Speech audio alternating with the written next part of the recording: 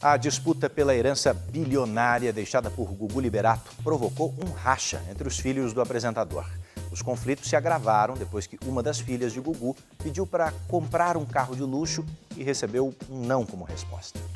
A partir daí, as irmãs começaram a acusar a tia de irregularidades na gestão do inventário e também de manipular o irmão João Augusto, filho mais velho do apresentador. As denúncias foram feitas em um vídeo divulgado na internet. Acompanhe. Um depoimento que chamou a atenção do país. Sinto vergonha do trabalho, do mau trabalho que eles estão fazendo, os advogados. E a minha tia. Acusações sérias contra a própria tia. A gente achava que ela mentia pra gente às vezes, mas a gente não tinha esses fatos. E hoje a gente descobriu que era verdade, que ela realmente estava mentindo pra gente. A polêmica sobre a relação dos pais. Eles começaram a falar que não ia reconhecer minha mãe como união estável porque ela não tinha união estável. E eu falei pra eles, lógico que ela tem, e fiquei falando. E eles começaram a falar que ela era sua barriga de aluguel, e isso não é verdade. Lógico que ela tem união estável. A briga entre irmãos. Mas, infelizmente, o João só surtou quando eu falei que ela deveria ter união estável, né? E por isso que estamos num desentendimento, né? E no meio de tudo isso, a herança bilionária de Gugu Liberato. O vídeo feito por Marina e Sofia, as filhas gêmeas de Gugu, foi divulgado na internet. A gravação, de quase 20 minutos, faz parte do processo de inventário do apresentador e tornou pública a crise que tomou conta da família depois da morte de Gugu Liberato. Gugu faleceu no dia 21 de novembro de 2019, aos 60 anos de idade. Ele estava trocando o filtro do ar-condicionado no sótão de sua casa em Orlando, nos Estados Unidos. Acabou caindo de uma altura de 4 metros e sofreu traumatismo craniano. A notícia pegou o Brasil de surpresa. Para mim, eu senti como se fosse uma pessoa da minha própria família, sabe? Sempre amei e sempre vou amar o Gugu. Apesar da tristeza e da saudade, logo a família começou a discussão sobre a herança. Em menos de um mês, Aparecida Liberato, irmã de Gugu, foi nomeada inventariante e curadora legal das filhas menores do artista. Já Rosemiriam de Mateu, com quem ele teve os 3 filhos, não foi mencionada na leitura do testamento. Descontente, ela entrou na justiça pedindo reconhecimento de união estável com o apresentador. Rose ainda pediu para administrar a herança e se tornar a inventariante, o que foi negado. Durante 1 ano e meio, os 3 filhos foram representados pelo mesmo advogado, que também cuida do espólio. O doutor Carlos só chegou e falou, eu fui o advogado do seu pai, então eu vou ser o advogado de vocês também. Os 3 irmãos sempre foram muito unidos e as demonstrações de carinho com o pai eram várias. Todos nós te amamos muito. Te amo, pai! Te amo, pai! Eles chegaram a participar do programa do Gugu na Record TV. Ele pergunta assim, ô Leonardo, você tem filhos também? Leonardo, você tem filhos também? Eu? Só tem 6. O Domingo Espetacular também acompanhou essa relação de perto. Olha o sorriso do Gugu nessa entrevista em 2015. Que essa daqui tem uma pintinha que eu coloquei, sabe?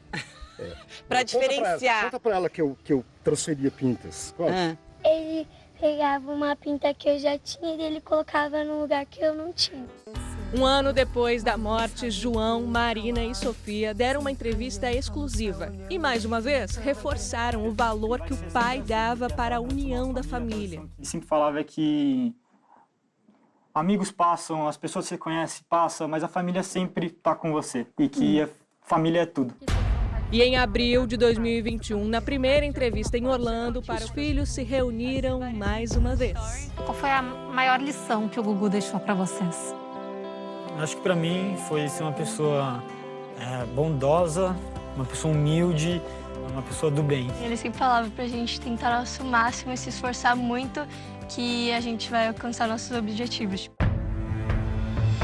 Mas desde o mês passado, João e as gêmeas, que continuam morando nos Estados Unidos, estão em lados opostos na discussão sobre a herança. Marina e Sofia, de 17 anos, foram emancipadas para se livrar da curadoria legal de Aparecida Liberato. e contrataram o mesmo advogado que representa a mãe na ação de reconhecimento de união estável. Eles não agem da nossa vontade. Uma coisa que eu queria falar é que eu e a Marina, a gente agiu da nossa própria vontade para ser emancipada e que a nossa mãe, ela sempre, ficou do lado da gente, nos apoiando em tudo. Ela nunca nos pressionou a nada. Ela sempre quer o nosso bem, né? A minha tia falando que a minha mãe que tá manipulando a gente, não é ela que tá manipulando a gente. É a minha tia que tentou manipular a gente mas e não que está manipulando o nosso irmão. A desconfiança ganhou força quando as meninas começaram a ter interesse em saber sobre o andamento do processo. Ou pediam documentos e ouviam como resposta situações envolvendo a Covid-19. Por exemplo, quando a gente quer saber sobre o processo, quando a gente pergunta para eles, que a gente fica interessada, né? Porque a gente quer saber o que tá acontecendo, isso daí é nossa vida, né? A gente pergunta para eles sempre dão a desculpa que o corona tá atrasando tudo. O corona tá afetando tudo. Que não tem nenhuma novidade. Que não tem nenhuma novidade. Quando tem novidade vai falar, mas nunca tem, então. Sim, nunca tá andando nada, né? Eles sempre fazem isso. Mas o estopim para que a desconfiança virasse uma briga judicial e provocasse uma ruptura familiar foi um carro.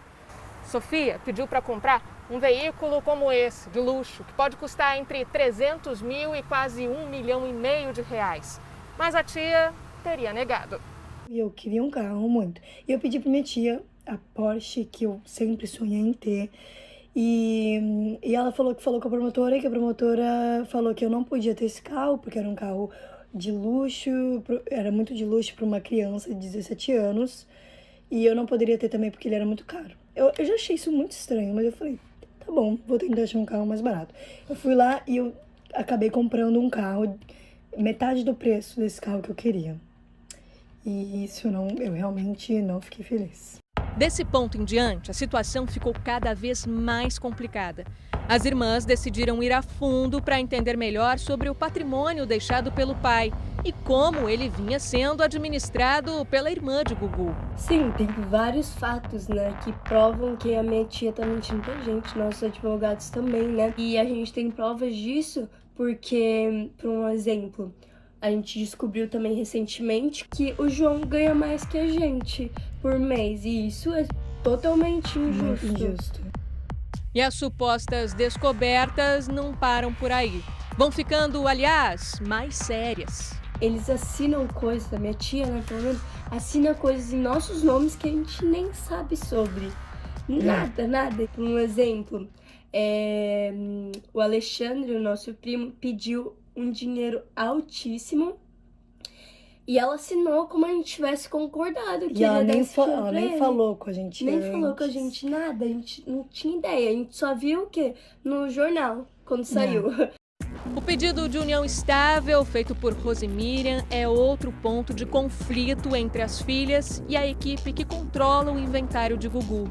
Sim, ela tem união estável, porque também ela preenche os 3 requisitos, né?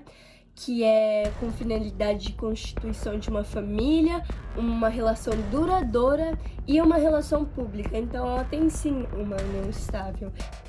As meninas fazem questão que a união estável seja reconhecida e, junto com a mãe, propõem um acordo. O mais importante para minha mãe é a união estável, é ser reconhecida como união estável, não o dinheiro. Então por isso que ela abrirá mão do que ela tem direito, né, de união estável, que eu acho que é 50%. Isso aqui é um valor digno para ela poder sobreviver. Sendo reconhecida como união estável protege a gente. Sim. Protege das pessoas roubarem da gente, da minha tia roubar coisas da gente, né? Protege o nosso patrimônio, né? Sim. E isso seria muito bom. João Augusto, o filho mais velho de Gugu, segue ao lado da tia e não concorda com o posicionamento de Sofia e Marina. Isso fez com que os irmãos também brigassem. Depois da divulgação do vídeo, Marina e João cortaram relações nas redes sociais. A gente nunca quis ter um desentendimento com o nosso irmão, né? A gente nunca quis ter nada, brigas com meu irmão, nem nada.